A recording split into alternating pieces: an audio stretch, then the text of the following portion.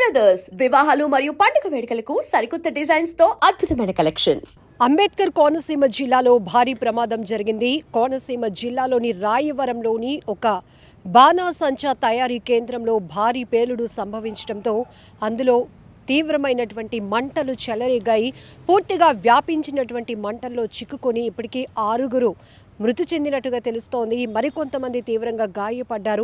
అయితే ప్రస్తుతానికి ఆ తయారీ కేంద్రంలో పరిస్థితి ఏంటి అన్నది కూడా అక్కడ తెలుసుకునే పరిస్థితి కూడా లేదు. ఎందుకంటే పూర్తి స్థాయిలో భారీగా మంటలు చెలరేగటంతో అటువైపుగా వెళ్ళటానికి కూడా అవకాశం లేనటువంటి పరిస్థితి ఉంది. అయినప్పటికీ కూడా సమాచారం అందుకున్న వెంటనే అగ్నిమాపక దళాలు అక్కడికి పెద్ద ఎత్తున చేరుకుని మంటలను అదుపు చేసే ప్రయత్నం చేస్తున్నాయి. అయితే ఒకవైపు మంటలను అదుపు చేసే ప్రయత్నం చేస్తుంటే మరోవైపు శబ్దాలతో కూడినటువంటి ఆ మంటలు ఇంకా చెలరేగుతూనే ఉన్నాయి. ఎందుకంటే అన్ని రకాల బాణాసంచా తయారీ అనేది జరుగుతూ ఉంటుంది. అక్కడ Sri Ganapati fire grand works అనమాట దాని పేరు. సో ఇక్కడ ఏంటంటే అన్ని రకాల మందుగుండు సామాగ్రి ఇక్కడే తయారు చేసి అమ్మకాలు జరుపుతూ ఉంటారు. అది తయారీ కేంద్రం కాబట్టి అప్పటికే అందులో 10 మంది వరకు అందులో ఉన్నారు అని కూడా తెలుస్తోంది. ఇప్పటికే ఈ ప్రమాదంలో 6 దుర్మరణం పాలయ్యారు. ఎందుకంటే పూర్తి స్థాయిలో చెలరేగినటువంటి మంటల్లో వారు బయటికి తప్పించుకునే పరిస్థితి కూడా లేదు. చిన్నపాటి గాయాలతో బయటకు వచ్చే పరిస్థితులు కూడా ఉండవు. ఎందుకంటే పూర్తి రసాయనాలతో తయారైనటువంటి ఫ్యాక్టరీ కాబట్టి అక్కడ పూర్తిగా గ్యాస్ ఇట్లాంటివే ఎక్కువగా ఉంటాయి. ప్రమాదం ఏదైనా జరిగితే మాత్రం దాని తీవ్రత మాత్రం చాలా భారీ ఎత్తునే ఉంటుంది. గతంలో కూడా అనేక ప్రాంతాల్లో ఇలాంటి ఫైర్ వర్క్స్ జరిగేటటువంటి ఫ్యాక్టరీస్లో జరిగే ప్రమాదాల పరిస్థితి మనకు తెలుసు.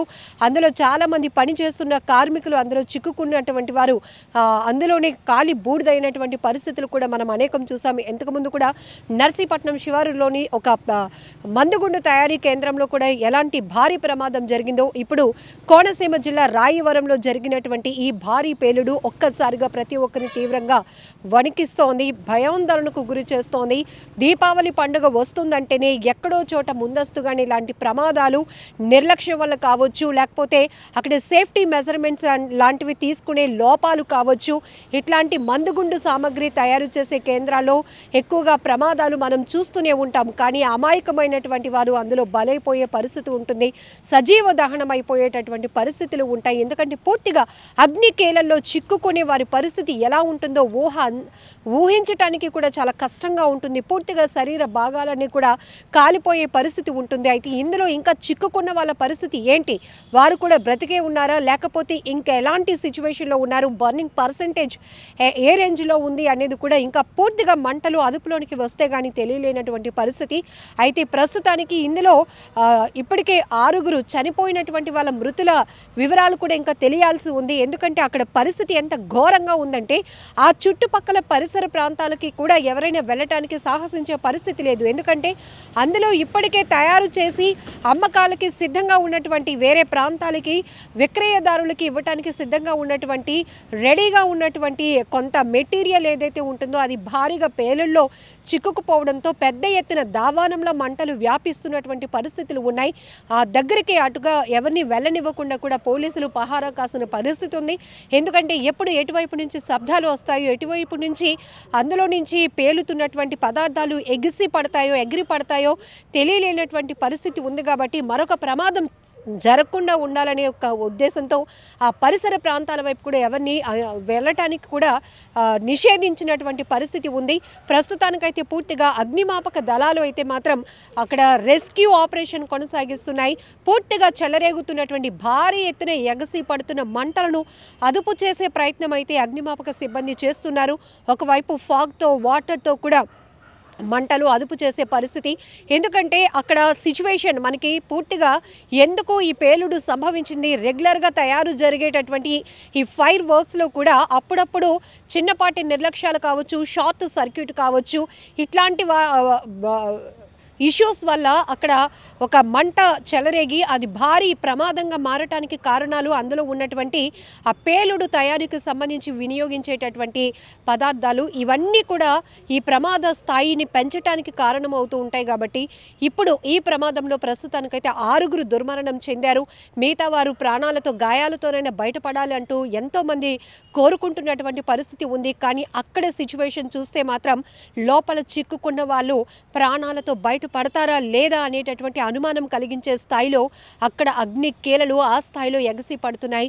భారీ పేలుడు దాటికి ఒక్కసారిగా రాయవరం పరిసర ప్రాంతాలన్నీ కూడా తీవ్రంగా ఉలిక్కిపాటుకు గురయ్యాయని చెప్పాలి. ఎందుకంటే ఎక్కువ శాతం ఇలాంటి తయారీ కేంద్రాలు ఏవైతే ఉన్నాయో అది కూడా ప్రమాదాలకు ఎక్కువగా ఆస్కారం ఉన్నటువంటి పరిస్థితి. ఒకవేళ ప్రమాదం జరిగితే అది భారీ స్థాయిలో దాని నష్టం కలిగించే సిచ్యువేషన్లో ఉండేటటువంటి ఫ్యాక్టరీస్ ఏవైనా కూడా జనావాసాలకు దూరంగా ఉంచడానికే ఎక్కువగా అవకాశం ఉంటుంది. దాని పర్మిషన్స్ కావచ్చు, లేకపోతే ఈ తయారీ కేంద్రానికి సంబంధించి ఇంకా లైసెన్స్ కొనసాగుతుందా, అనాథరైజ్డ్గా నిర్వహిస్తున్నారా, వీటిపైన కొంత పర్యవేక్షణ లోపం కూడా గతంలో మనం అనేక ప్రమాదాలు జరిగిన తర్వాత అక్కడ అధికారులు వెళ్ళి ఈ బాణసంచా తయారు చేస్తున్న కేంద్రాలకు లైసెన్స్ లేదు, లేకపోతే ఇది ఉంది కానీ ఈ స్థాయిలో ఇంత మెటీరియల్ ఇక్కడ తయారు చేయడానికి వాళ్ళకి అంత అవకాశం లేదు, అలానే ఆ లోపల ఉన్నటువంటి ప్రికాషన్స్ ఏంటి, అగ్ని ప్రమాదం ఏదైనా జరిగితే కనుక ఫైర్ సేఫ్టీ ఏంటి, ఇవన్నీ కూడా మానిటరింగ్ అనేది ప్రమాదాలు జరిగిన తర్వాతే మనం చూస్తూ ఉన్నాం.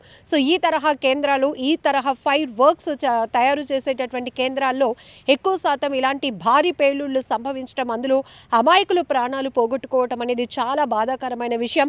మరి కాసేపట్లో పూర్తి స్థాయిలో మంటలు అదుపులోనికి వచ్చిన తర్వాత అధికారులు లోపలికి వెళ్ళి అసలు ఈ ప్రమాదానికి కారణం ఏంటి, లోపల ఎలాంటి లోపం వల్ల ఎక్కడ ఫైర్ ఫస్ట్ ప్రమాదానికి కారణమైనటువంటి పరిస్థితులు ఏంటి అనే దానిపైన పూర్తిగా ఒక ఇన్ఫర్మేషన్ అనేది రాబోతోంది. రోజు ఒక దురదృష్టకరమైన సంఘటన ఇక్కడ. ముఖ్యంగా ఇది అనపర్తి నియోజకవర్గం కొమరపాలెం, మండపేట నియోజకవర్గం వీసావరం, రాయవరం మూడు కలిసి ఉంటాయి. సరిహద్దు విడదీస్తే తప్పించి ఇది ఏ గ్రామం అనేది తెలియని పరిస్థితి. కొమరపాలెం గ్రామం నుంచి ఎలుగుబంటి ఫ్యామిలీ వాళ్ళు దాదాపు 70-60 సంవత్సరాల నుంచి ఈ ఫైర్ క్రాకర్స్ బాణాసంచా తయారీలో నిమగ్నమై ఉన్నారు. ఆ కుటుంబం 70 సంవత్సరాలుగా అన్ని పర్మిషన్స్ తీసుకుని పద్ధతుల ప్రకారంగా వారు చేసుకుంటూ ఉంటారు. అటువంటిది ఇవాళ ఎలుగుబంటి సత్యబాబు గారు నిర్వహిస్తున్న Lakshmi Ganapati grand fire works ఒకసారిగా అకస్మాత్తుగా మధ్యాహ్నం 12:30 ప్రాంతంలో ప్రమాదానికి గురి కావడం జరిగింది. ప్రమాదంలో అక్కడికక్కడే సత్యబాబు గారితో పాటు మరొక 5గురు స్పాట్లో దుర్మరణం పాలవడం జరిగింది. మరొక 5గురు వరకు క్షతగాత్రుల్ని వివిధ ఆసుపత్రులకి తరలించడం జరిగింది. ముఖ్యంగా సంఘటన జరిగిన వెంటనే ఇక్కడ నాయకులు పడాల వెంకటరామారెడ్డి గారు కానీ, తెలుగుదేశం పార్టీ నాయకులు మనోజ్ రెడ్డి కానీ, అదేవిధంగా ఇక్కడ స్థానిక నాయకులు ద్వారంపూడి వెంకటరెడ్డి డివిఆర్ గారు కానీ, చుట్టుపక్కల కూటమి నాయకులు అందరూ వచ్చి సహాయక చర్యలు చేపట్టారు. అధికారులు కూడా వచ్చి చేపట్టారు. ఇప్పుడే ఈ విషయాన్ని ముఖ్యమంత్రి గారి కార్యాలయానికి, అదేవిధంగా 2 జిల్లా కలెక్టర్లకి తెలియజేయడం జరిగింది. మరి కొద్దిసేపట్లో కోనసీమ జిల్లా కలెక్టర్ గారు, అదేవిధంగా ఎస్పీ గారు, ఐజీ గారు కూడా ఇక్కడికి వస్తున్నారు. అదేవిధంగా హోమ్ మినిస్టర్ గారు కూడా 2 గంటలకి ఇక్కడికి చేరుకుంటున్నారు. మరి గత 70 సంవత్సరాలుగా ఈ వ్యాపారంలో నిమగ్నమై ఎప్పటికప్పుడు గవర్నమెంట్ గైడ్ లైన్స్కి ఆధారంగానే వారి పర్మిషన్స్ అన్నీ తీసుకుని అంతా సిస్టమేటిక్గానే జరుగుతుంది. ఇప్పుడు కూడా 2026 వరకు పర్మిషన్ ఉంది. 29వ తేదీన కూడా రెవెన్యూ అధికారులు రిజిస్ట్రేషన్ చేసి అన్నీ సక్రమంగా ఉన్నట్టు గుర్తించారు. అయినప్పటికీ దురదృష్టకరమైన సంఘటన, ఇది చాలా అందరినీ కలిసివేసే సంఘటన. ప్రభుత్వం తరఫు నుంచి అన్ని విధాలుగా సహాయం అందజేయడం కోసం ఇప్పటికే ప్రయత్నాలు ప్రారంభించాం. మరి 2 గంటల్లో అనకాపల్లిలో హోమ్ మినిస్టర్ గారు కూడా బయలుదేరారు. వచ్చిన తర్వాత ముఖ్యమంత్రి గారితో చర్చించి తగిన విధంగా వారికి కాంపన్సేషన్ కూడా ఇవ్వడానికి ప్రభుత్వం తరఫు నుంచి అన్ని విధాల సహాయ సహకారాలు అందిస్తామని తెలియజేస్తాం.